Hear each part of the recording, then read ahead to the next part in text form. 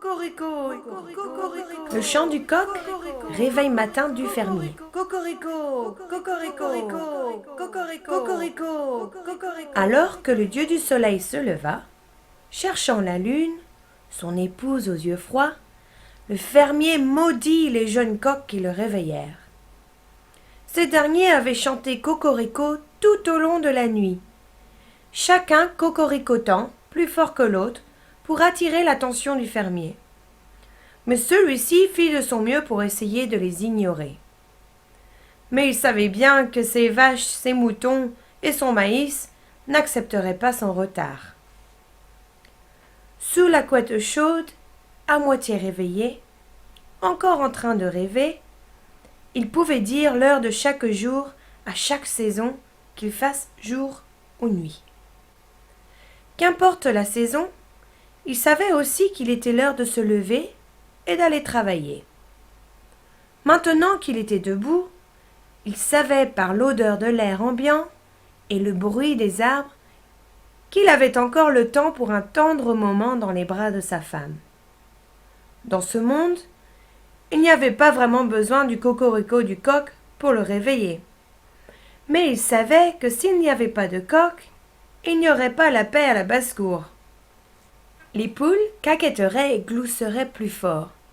Et ça ne serait pas seulement le sol qu'elles picoreraient et gratteraient. Par la sombre lumière de la lune, par la dure chaleur du jour, alors que le soleil répand ses rayons dans l'ombre des buissons et des ronces, les poules, elles, se battraient entre elles pour gagner un peu de réconfort de la part du fier coq, roi de la ferme. Le fermier savait que si elles n'étaient pas heureuses, il n'y aurait pas d'œufs à manger. Pire que ça, il n'y aurait pas d'œufs à mettre dans les bons gâteaux au miel que sa femme cuisinerait pour lui.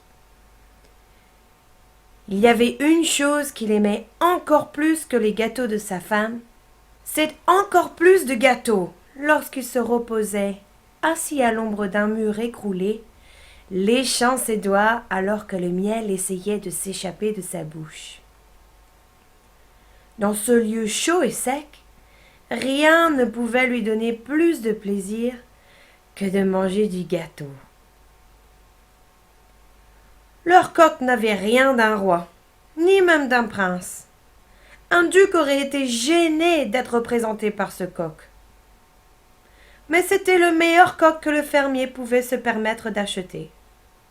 En réalité, je mens lorsque je dis acheter. On le lui a donné, ironiquement, par une vendeuse de poules qui voulait s'en débarrasser.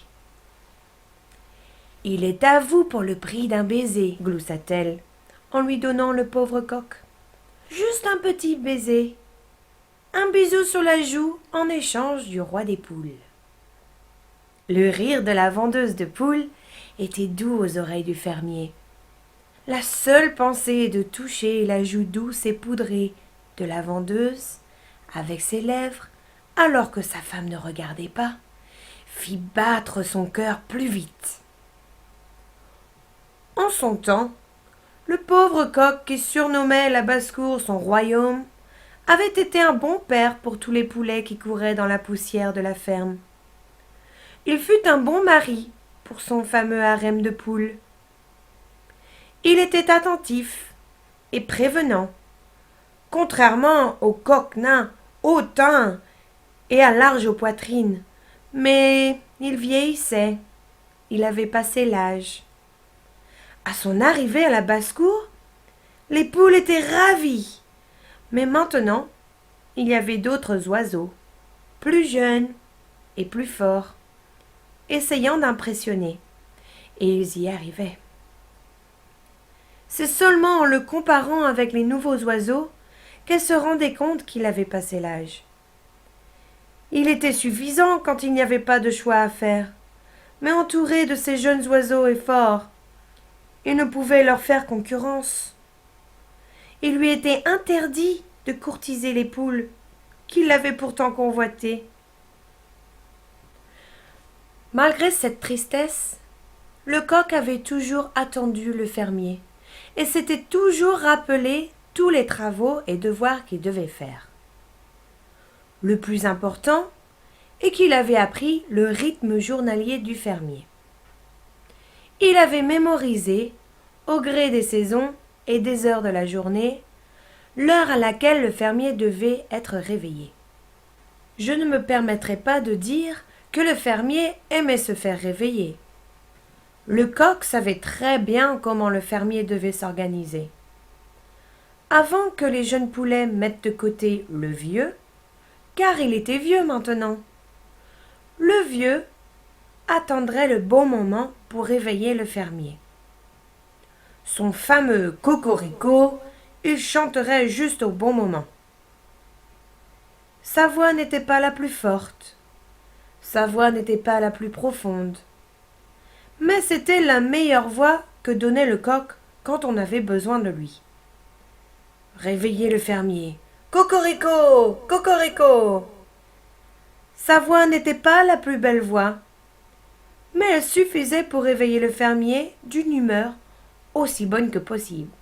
Cocorico, il chantait. Pendant l'hiver, il chantait son cocorico alors qu'il faisait encore nuit. Durant l'été, le soleil était déjà levé depuis des heures avant qu'il ne chante. Il savait toujours que le réveil du fermier n'était pas en fonction du lever du jour. Je ne dirais pas que le fermier était ravi de se lever, et ce ne serait pas la première fois qu'une botte, une chaussure ou même un pot de chambre lui soit jeté dessus pour le faire taire. Mais le fermier savait bien que le chant du pauvre roi de la basse-cour voulait dire qu'il n'avait pas d'autre choix que de se lever. Même les jours les plus froids, se lever signifiait qu'il y avait toujours du gâteau au miel à dîner. En quelque sorte, ils étaient devenus ce que d'autres pourraient appeler amis. Le fermier jurait souvent et montrait son énorme main abîmée avec des doigts de travailleur sous forme de coups de poing menaçants. « Le chaudron n'est pas trop petit pour toi. Tu as gâché mes rêves. » Et bien sûr, le vieux coq savait qu'il était temps d'aller se cacher sous les planches sèches de la ferme, jusqu'à ce que le gâteau au miel fasse son effet. Quelquefois, le coq s'éloignait du gloussement des poules, et le fermier lui donnait un petit, et je dis bien un petit, morceau de gâteau à partager.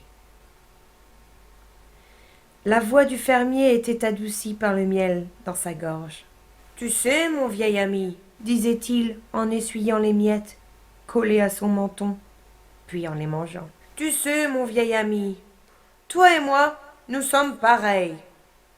J'ai ma femme et toi tu as tes femmes. Elle me traite toujours de paresseux, mais je sais qu'elle m'aime bien. Je pense même qu'elle m'aime. Tu as toutes ces poules, toi qui aurais été dans le chaudron depuis longtemps si la vendeuse de poules ne m'avait pas fait un don de toi. Un don de toi pour un... » Il commença à parler comme s'il était dans un rêve. « Si elle ne m'avait pas fait un don de toi pour le prix d'un baiser. » De derrière la haie, au bord du mur, la curieuse vendeuse de poulets étouffa un petit rire aigu et caquetant. Elle avait entendu ce qu'il avait dit. Elle s'éloignait déjà avant qu'il ait eu le temps de nier ce qu'il avait dit. Il se leva, gêné et indigné, mais il était secrètement content qu'elle l'ait entendu. Il brossa les miettes de sa chemise et retourna à sa charrue. C'est une chose de chanter quand il est l'heure de chanter, mais c'est une autre chose de savoir quand s'arrêter. Si le coq avait pu parler, il aurait su qu'il n'était jamais l'heure de parler de la façon dont le fermier parle ou pense de la vendeuse de poules. Il savait que son travail était de réveiller le fermier une fois pour toutes. Une seule fois et pas d'autre. Cocorico! Si seulement ses jeunes fils pouvaient faire pareil. En grandissant, ils l'ont regardé.